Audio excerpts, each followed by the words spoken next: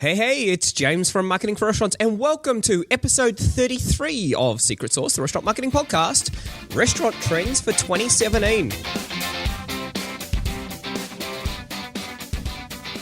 Some restaurants are quiet, lose money, and the owner works 70 hours a week. Other restaurants are busy, profitable, and the owners work a few hours a day. What's the difference? They have a secret sauce. Join James from Marketing for Restaurants as he helps you come up with your recipe for restaurant success. Your secret sauce.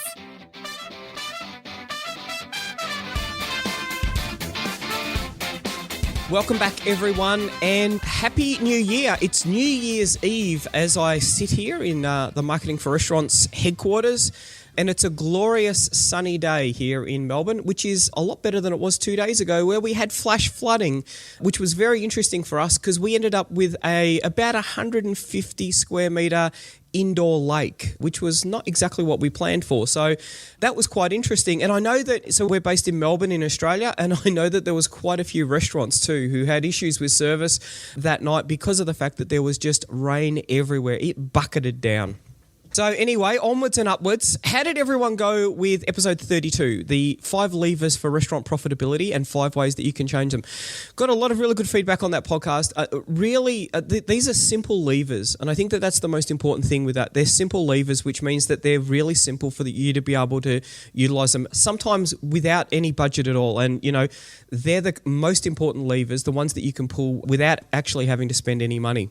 A few little bits of interesting information going about what we've been doing at Marketing for Restaurants. Super excited for Frollo at the free restaurant online ordering system. We have now got some printers out in the marketplace. So we've got restaurants who are getting orders online. They're taking those orders from their own website completely for free, and we've now got printers working for them. So I know that to get your workflow right in the kitchen, a lot of people have really needed printers, and now we've got them. So that's super exciting. We haven't worked out how we're going to do that, how we're going to sell them. We're looking at that in the early weeks of January, planning on rolling them out fairly aggressively, a big thing that a lot of people have been waiting for. On top of that, the developers, they've been working really hard the last couple of months.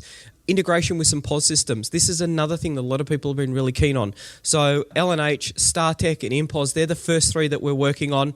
Super excited about that and looking to do more integrations with more restaurants, with more POS systems, so that when an order comes in from your website, it can go straight into your POS system. That is also really exciting. That's not enough though. The guys have also, in beta, we've now got a Wi-Fi access point that will give out free Wi-Fi in your restaurant. Now, this is a really important thing. Do you want to increase dwell time? In a cafe where you have excess capacity, you might want to increase dwell time because people are going to buy more food, more coffees. For some people, though, in quick service, you may not want to give away free Wi-Fi, but you can use this to get email addresses. Probably the easiest way to build your email database. Gives you recency, frequency. Really important thing I think about it is that it gives you insights into the unseen customers, those people who pay cash. You got no idea who they are. You don't know how often they come in. You don't know what they're spending. This can give you insight into those people. Really cool capability. That's super exciting. So hope everyone had a really good Christmas. If you were open, hope it was super busy. If you were closed, I hope you had some really nice, relaxing time off with your family. One thing that was really interesting, talking to one of our customers, they did $4,000 worth of gift cards sales. Now, you might think about, oh, well, that's not too bad. The big thing is they did that. That was 1 day's worth. So it ran a bit of a promo around gift cards, using a basic integration that we'd set up on their website for them to be able to sell gift cards, 4,000 in 1 day.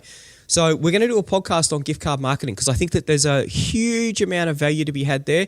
It's so important because you get a couple of things. One, your redemption rate. So those people who have bought the gift cards, not all of them are going to come in. So that's just free money that goes into your pocket.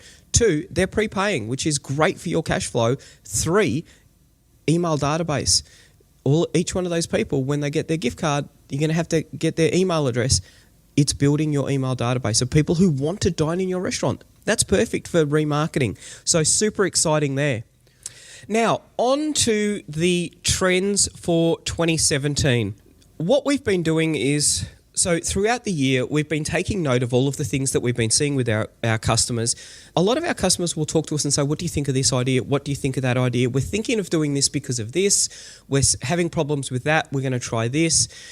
These are all of the kind of things that we think are interesting. And it's taken from around the world. So customers in the US, in the UK, in Australia, New Zealand.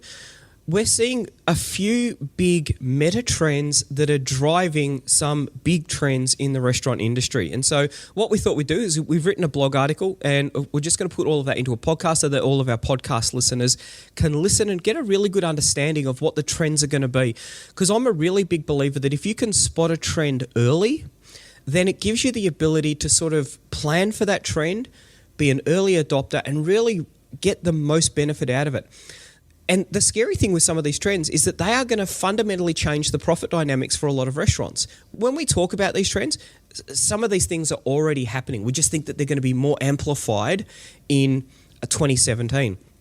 So these are already having an impact on some people's bottom lines. Now, some people who are ignoring those trends, or the trends are working against their business plan, they're having problems with profitability.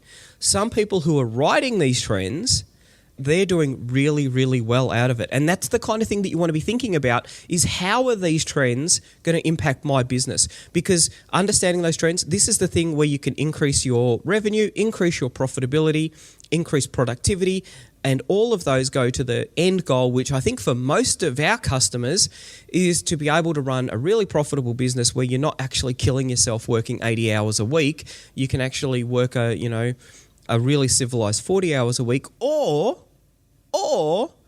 20 hours a week. How awesome would that be? With a few overseas holidays thrown in there. That's the kind of thing that you want to be thinking about. And I think that a lot of these trends are going to place you in a position where you're going to be able to do that. So the two big meta trends that we're seeing are increasing competition and increasing technology. Now, I know what everyone's going to say, wow, competition's been around forever in the restaurant industry. Absolutely. Completely agree with that. It's getting a lot more cutthroat though. And I think everyone needs to realise that. And we did some work with some case studies for some restaurants a few weeks ago, which was great because I got to sit down with the restaurant owners for an hour and just sort of talk about their business and really sort of nut out how their businesses were going and the kind of things that they were seeing. And the one thing that was common amongst all of them, and so we did, one was a souvlaki bar, one was a fine dining Indian restaurant, and the other one was a Greek restaurant. Competition. Just a lot tougher in the last 12 months to be able to be profitable. And some of these guys have been in the industry for, 15, 20 years. So these guys have got a really good idea about what the industry's like and the changes that they've seen. I'm not just talking about more restaurants competing. So you've got a whole range of things. Like there's competition for food. Some people might go out to a sports event, they might eat in at home. Home delivery is creating a large amount of competition because a lot of people are actually spending their money now on having food delivered to them. You've got a lot of these companies that are interposing themselves between you and your customer. So companies like Menulog, Just Eat, Grubhub, Dimmy, OpenTable, all of these guys are really trying to get into between you and your customer. That is competition.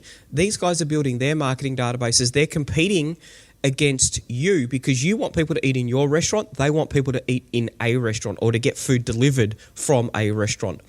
They're not really that fussed about where that comes from because they've got thousands of restaurants in their database and hundreds of thousands of customers.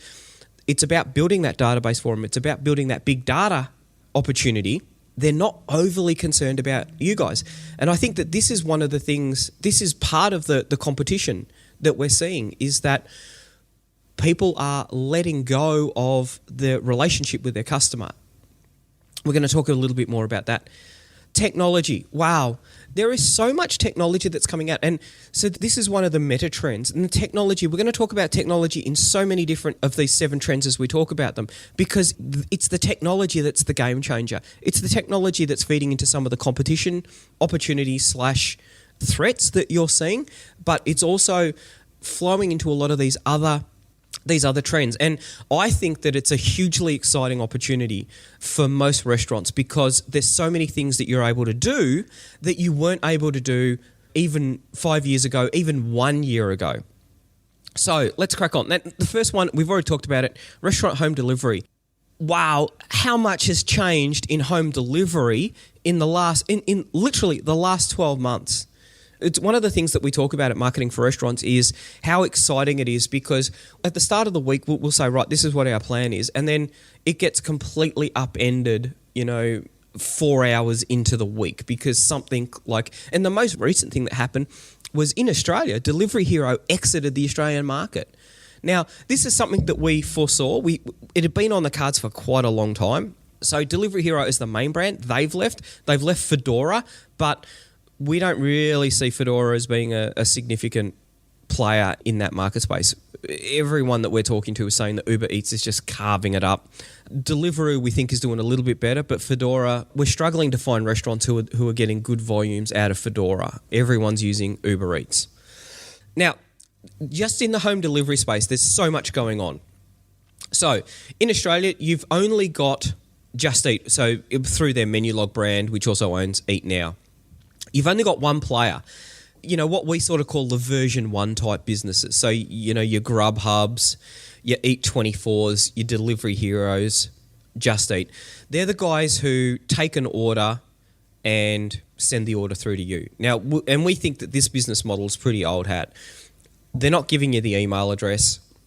They're charging significant commission for it. And there's a lot easier ways. And this is why the free restaurant online ordering system came into being. People just wanted to be able to take orders online.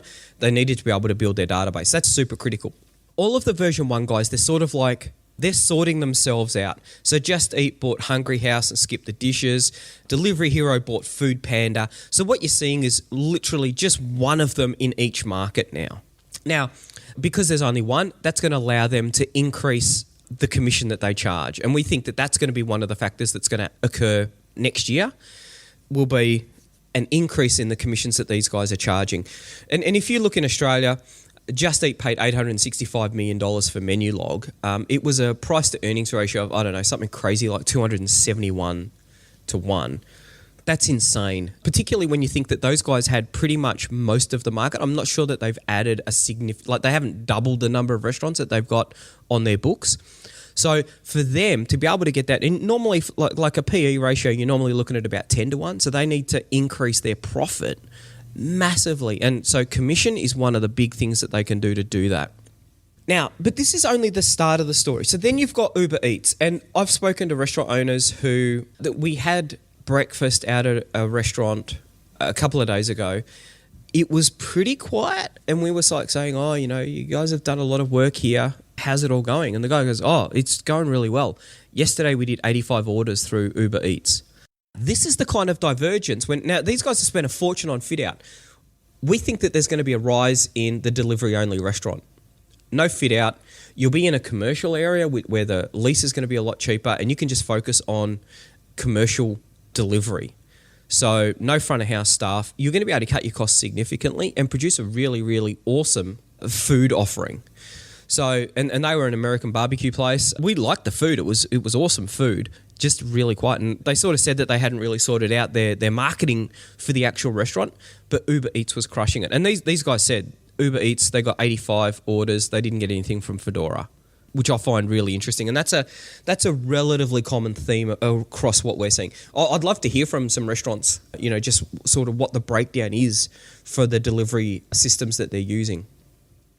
Once again, what delivery has done for these guys. So American Barbecue, they would have never thought about doing delivery, I don't think, because the logistics is a really, really tricky part of delivery. And UrberEats, Foodora, Deliveroo, they're doing the logistics part for it. So all you got to do is take the food out the front and someone picks it up and takes it away, and they're going to deliver it to your customer.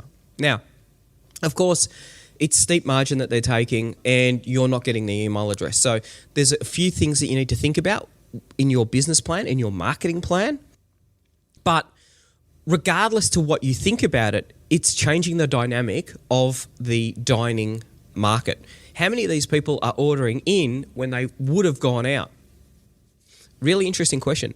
Obviously, some people wouldn't have, and particularly like when you're thinking about breakfast. And so we were there for breakfast, and there were people getting orders for brekkie. Now, maybe too lazy to get out of bed. They want the convenience of having the food delivered to them. That's awesome. Not all of those people would have come out for a meal, but some of them definitely would have come out for brekkie. So that's a thing that is making a big difference.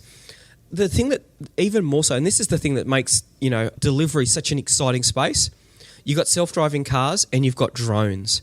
So all those guys pushing bikes and, the UrberEats guys driving. And it's interesting, one of the things that we're seeing is that UrberEats in Australia, they're using a lot of bike riders as well.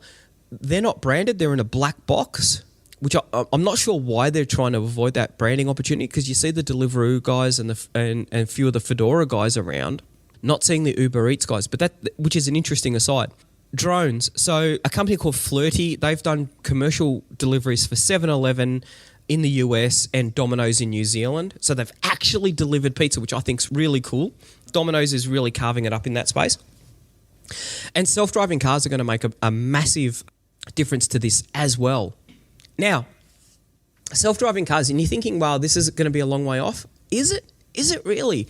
Elon Musk tweeted video a couple of days ago of a Tesla driving along, and all of a sudden it starts beeping and braking, and then so it's braking and you don't know why it's braking, and then the car in front of these guys driving along has an accident and the car in front swerves out of the way.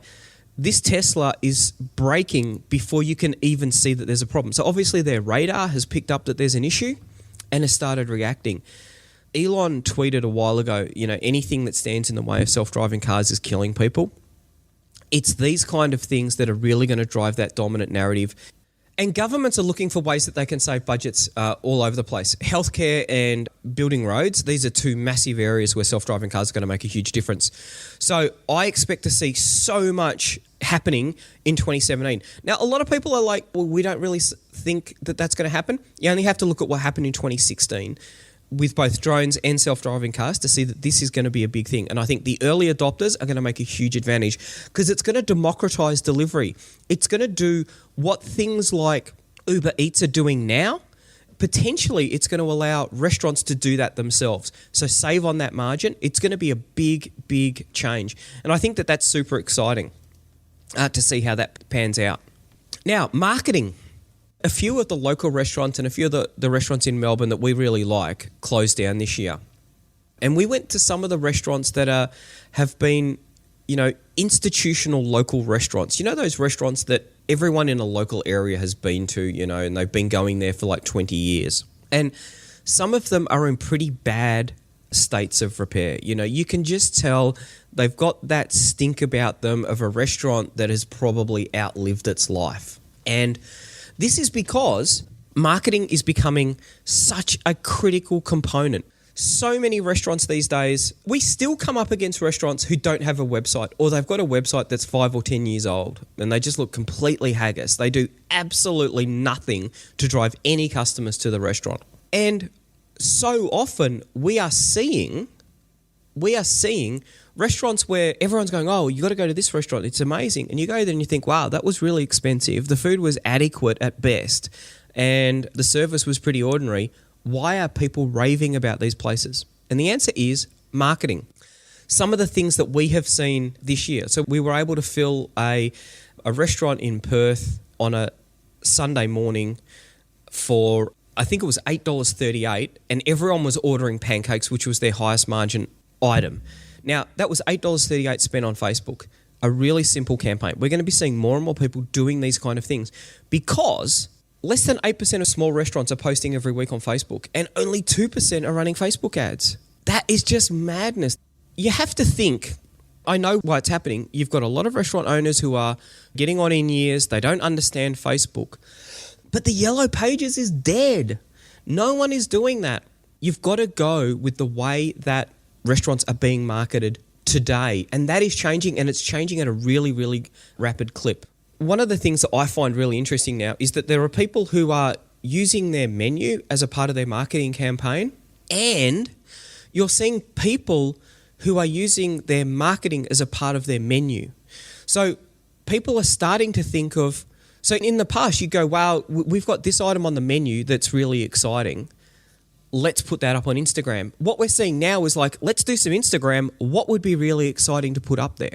And so, and the classic example of that is these, I like to refer to them as the death shakes, the one with, a litre of milk and, a whole heap of crazy junk on top of it. So a whole heap of cream and then chocolate and then biscuits and then probably a waffle and then some bacon and maybe a meat pie or something completely crazy. They're doing all of these sort of weird things and they're just absolutely crushing it on Instagram.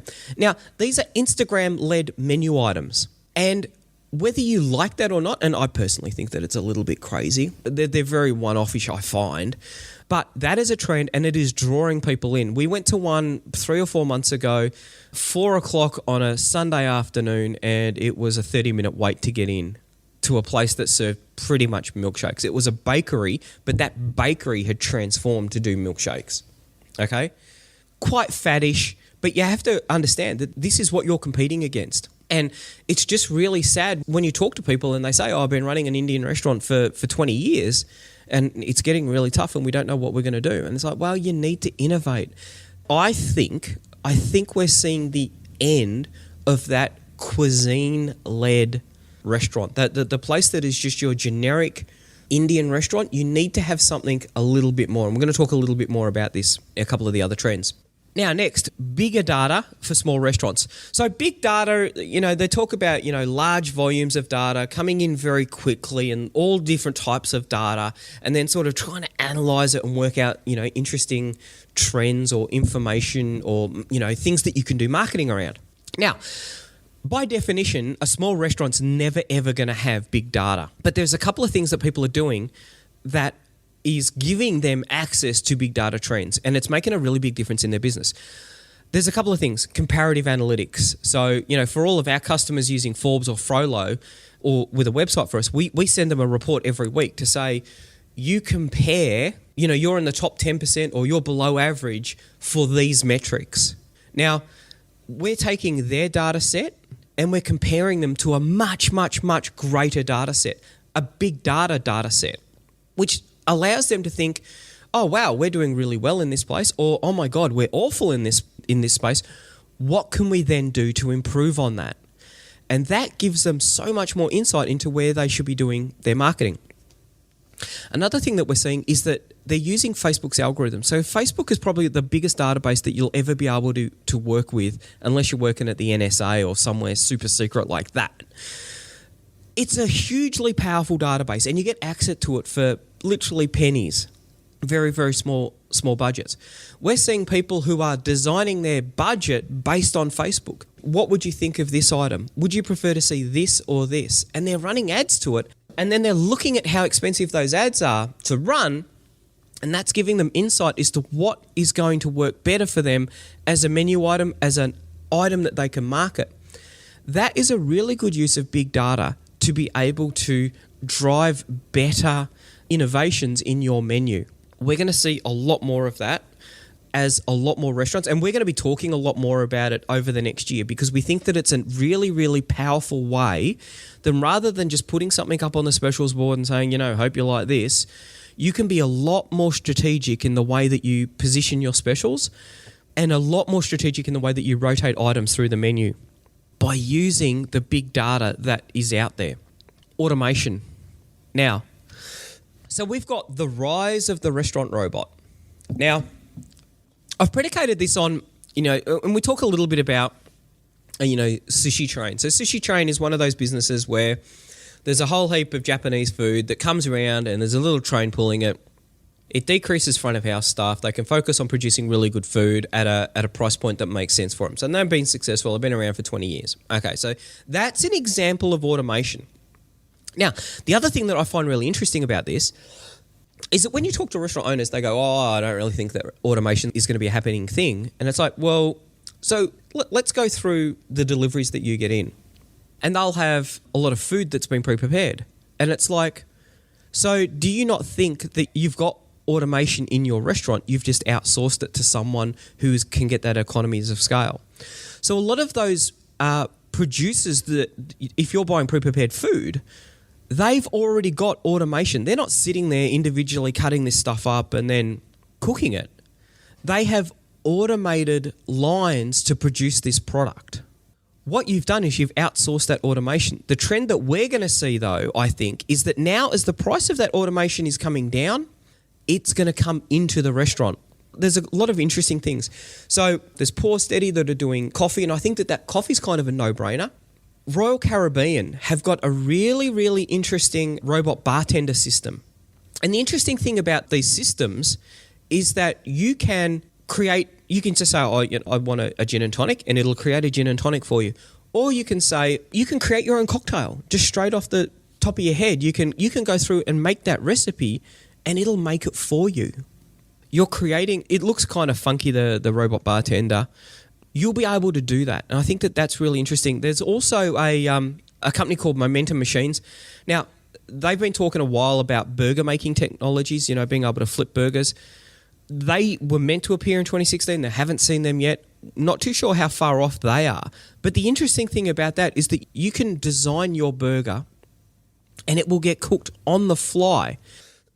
We're talking about really interesting ways that you can design that burger, though, because you can design the patty. What kind of meat in it? What percentages of the different kinds of meat that are available do you want in your patty? You can design that on the fly and it will be cooked for you, bespoke, really quickly, super fresh. They're talking about, one of the things I really like about their system is that they're talking about being able to cut the tomato just before it goes on the burger. So it's not going to sit there in a bin for 4 hours. This is going to be super, super fresh.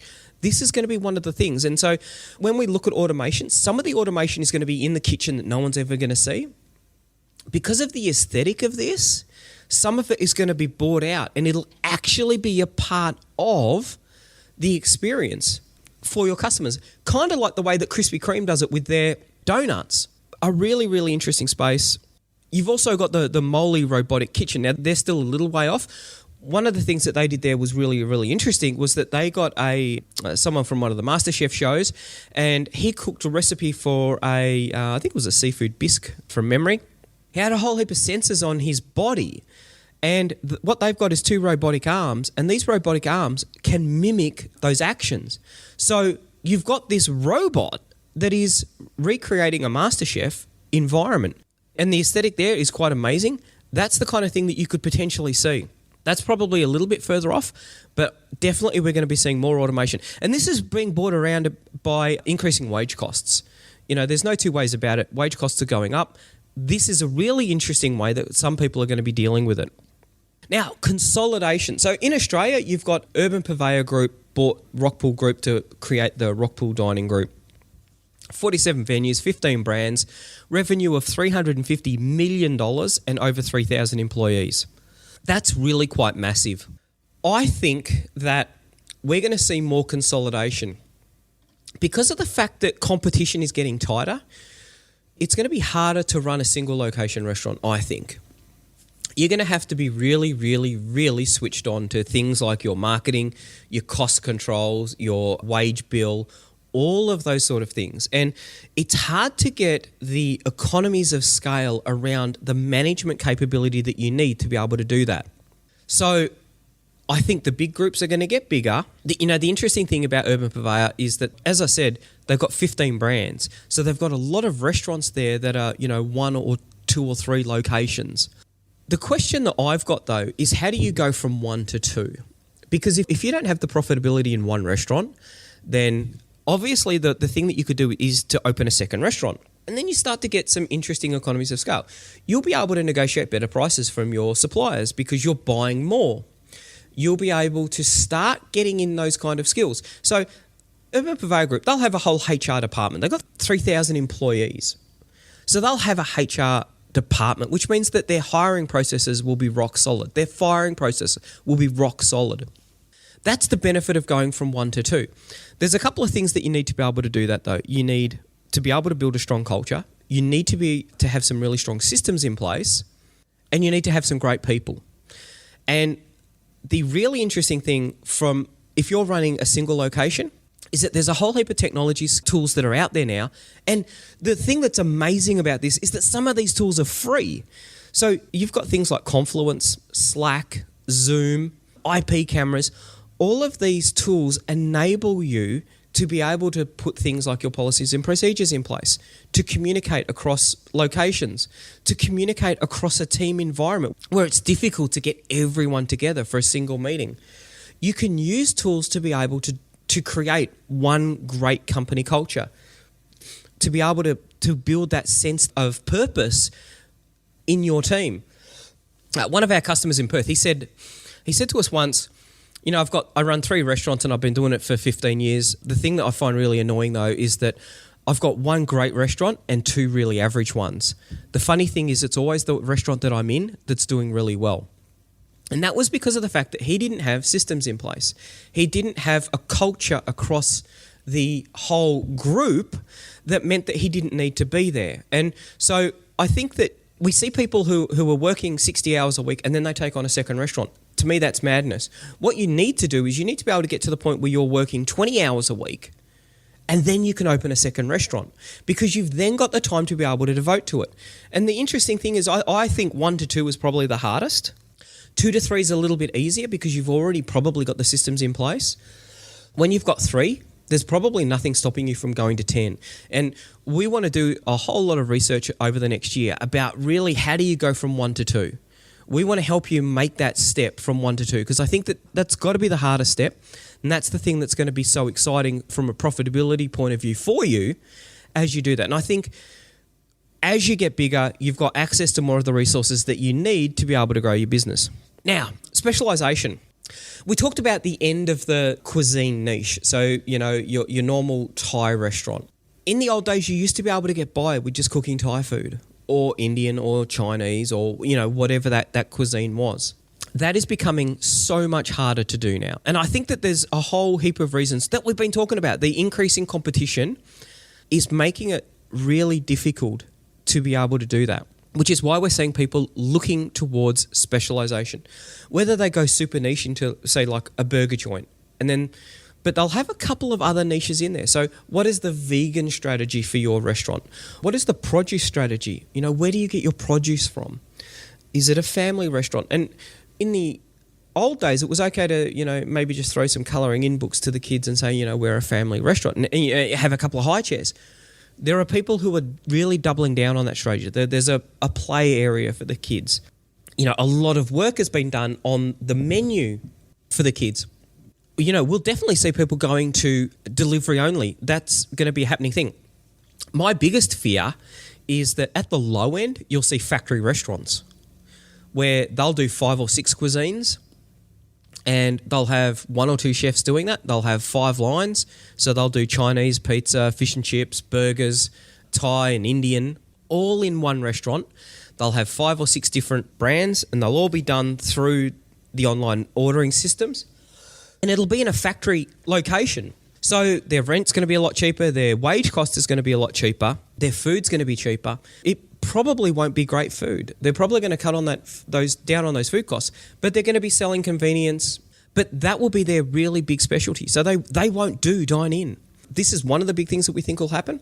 Community restaurants will become a lot more popular. People really trying to create that sense of belonging and doing that through their restaurant. We've been doing a lot of reading about the social impacts of social media, and people are becoming increasingly disengaged from society because of the fact that they're spending a lot of time on Facebook. Now, we're Facebook marketers, so, you know, I think, you know, it's interesting to look at it when you're a Facebook marketer. But for me, I think that you can use Facebook to actually advertise an alternative to Facebook. Come in and talk to people in our restaurant. You know, there are a lot of people who ignore the kind of things like local networking groups. Using local produce, so use the network of the local producers that you have to grow your network of regulars. Co-marketing activities with other local businesses. You know, so the typical one that you'll do is, you know, the local cinema. But there's so many more other local businesses out there. People have become increasingly creative so that they can leverage those networks and create a win-win situation for the other businesses. Menu items that highlight the local focus of the restaurant. You know, who are the local identities? What are the local attractions? Do you have menu items named around that? Interesting. We saw that in some breweries that we went to, some of these local bespoke craft beers that are named after, like local politicians. Creates a huge amount of goodwill when that politician is super popular. They're pretty simple things to do. Working with local sporting clubs, amazing talking to people who are using, they're giving away the voucher for the local football club or soccer club, whatever it is. And the interesting thing is you give away a meal for the kid. The problem is that the family's got 2 or 3 kids, so they all need a meal, and then the parents are going to get a meal as well. So that free voucher that you give away that's valued at $10, it ends up generating $40 worth of sales. And on top of that, you've introduced a new family to your restaurant. What's your retention rate going to be with that? But if you're collecting their email address, that's the perfect opportunity to take a new customer and turn them into a repeat customer. How have you gone with blurring the distinction between a local bar and your restaurant? Can you have a happy hour there so you can get the people in as they've finished work to come in and have a drink, have a few nibbles, and then head home? Sharing tables, all of these sort of things. I think that this is going to be one of the really, really interesting spaces that people play in as they try, because this creates really, really sticky customers. They want to go and meet the people who they know, and they're the people that they met through your restaurant. They're going to be at your restaurant, leveraging the social networks of the people in your restaurant. That's going to be a really powerful trend, I think. Last but not least, we're talking about divergence.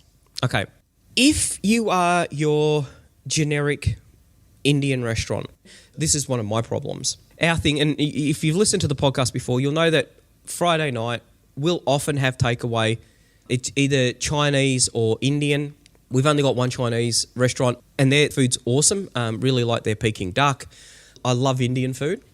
I love it really hot. And there's probably about 5 Indian restaurants who deliver to us. The problem that we've got is that I don't really like any of the Indian food. And I was talking to one of them who is one of the kind of... We're not loyal to any of them because none of them do a really good job. And I went in and picked up some Indian food from one of them about 3 months ago. And I said to him, what's happened with the food? Because it used to be quite good, but it's fairly bland now.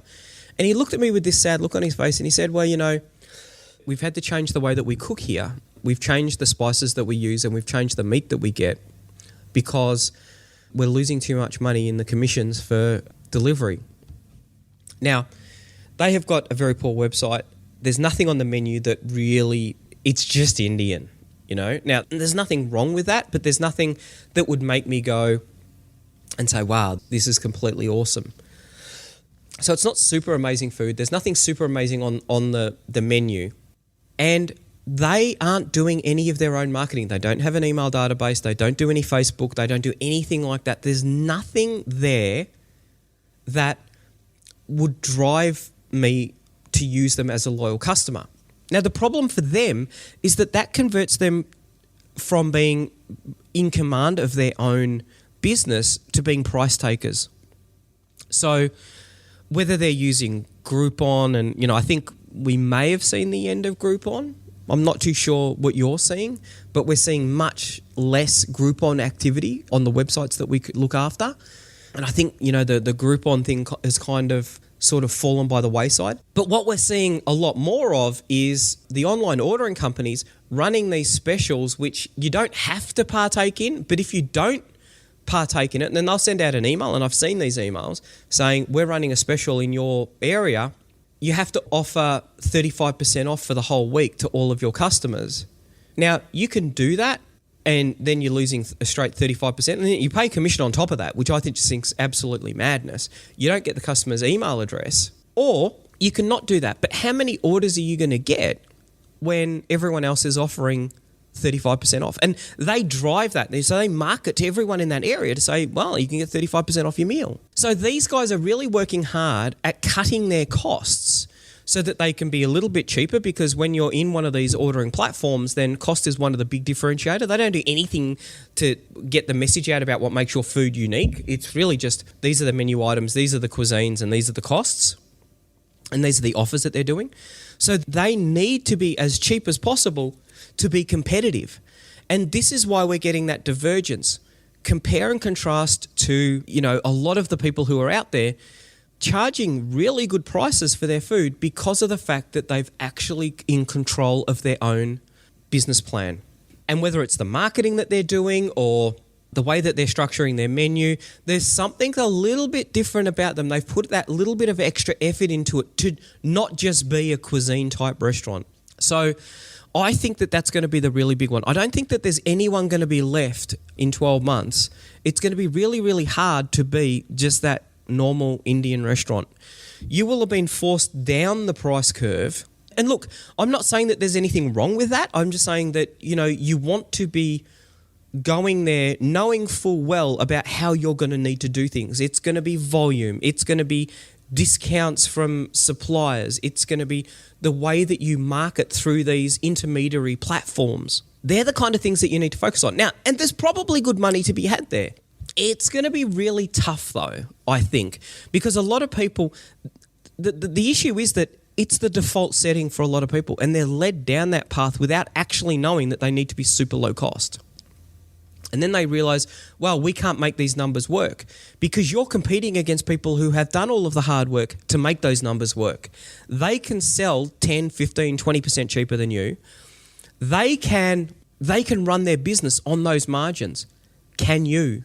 That's the really big question. So you're going to be forced down that and, into either making, no profit, running at a loss, which is that's a nightmare scenario to be putting in so many hours and not actually getting an economic return for it, or spending some time sitting down and coming up with a plan to be able to do that. So divergence is going to be a big thing. I think it's going to be really hard to run that average restaurant, which I think's sad because they're the kind of ones that I like. But people are going to have to up their game as far as the menu goes, as far as the experience goes, as far as the kind of things that you want to appeal to your customers. Otherwise, you're just going to be one of those cheap restaurants trying to rely on volume to keep your head above water. So what does that mean for you? There's a couple of things. The first thing I think is that education is absolutely critical in running a restaurant these days. You really need to understand that it's not just about the kitchen. It's not just about front of house. There's a whole heap of other things that you need to be doing. You need to be building an awesome culture because that's part of the product that you're shipping out. You got to be really on top of the costs. You got to be really on top of the marketing. So one of the things that we did is I've done a blog article about the best restaurant podcasts for 2016, and there's a few awesome restaurant podcasters out there, and I think everyone should be listening to. So we've got some of our podcasts in there. One of the saddest things, one of our most popular podcasts was 9 Common Reasons Why Restaurants Fail. And I think that that's because people can see, it's getting harder and they want to say, what are the things that we need to avoid? That's really sad. We went through our most popular ones. We've got podcasts from Eric Cacciatore from Restaurant Unstoppable. He is a legend. Goes and interviews all of the smart restaurant owners, there's so many pearls of wisdom, or knowledge bombs as he calls them. I like to think of myself as being pretty upbeat. He makes me look, positively flat. He is the most upbeat person in the world that I know. Epic guy. Have a listen to Restaurant Unstoppable. And we've got some of his best ones there, core values at the forefront of everything you do with Cameron Mitchell. Some of the stuff he's done is really amazing. Smart pizza marketing. So Bruce Irving, some really good ones there.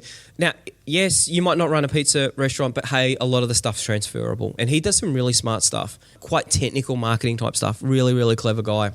A guy I've got a lot of respect for, Roger Bedoin from Restaurant Rockstars. Been a chef for a long time, really knows his way around the kitchen, really knows how to run a profitable restaurant. His podcasts are nice and quick, in and out very quickly, so it's easy to listen to his podcasts and just pick up that one or two things that you need to make it worthwhile. And Ken Bergen from Profitable Hospitality.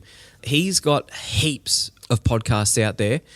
So we've got 3 of his best ones, how to improve the gross profit in a bar, And these are the kind of things that you need to be thinking about. Are you making as much money as you can be out of your drinks menu? I'll include a link to that in the show notes. Have a listen to some of these podcasts. I mean, I know I'm kind of preaching to the converted here, but one of the big things that I think would be great is tag a few of your friends in who, are running restaurants and not listening to podcasts, because I think you need to educate yourself. And the big thing about podcasts is that you can listen to it while you're doing prep, while you're driving to work, all of those sort of things. You don't have to, we're not asking you to find an extra hour in the day. It's an hour that you're already spending time on. And I think that's the really key thing about it. The other thing is to think about your marketing plan. When I say think about your marketing plan, I'm not saying, think about running a Facebook ad. That's not where you start your marketing plan. Your marketing plan starts way back at the start. Who is your target customer? Why are they going to buy from you? There's 100 restaurants out there that I could go to tonight. Tell me why. Tell me why you appeal to me. What? And so many people go, oh, we cook Indian food. Everyone cooks Indian. Well, all of the Indian restaurants cook Indian food. Tell me why, So Tulsi and Somerville, A, the food is ridiculously good. B, they have their own winery and they do Syrah, and it's some of the nicest wine that I've had in a restaurant, So if we're looking to go out for a really, really nice Indian meal, obviously, and that's the way that we drink. I like to have, Indian. Every Friday night when we've got Indian, there's a bottle of red sitting right next to it. That's the way that we like to have our Indian food, really good Indian food with a bottle of red. And he has got some awesome wine there.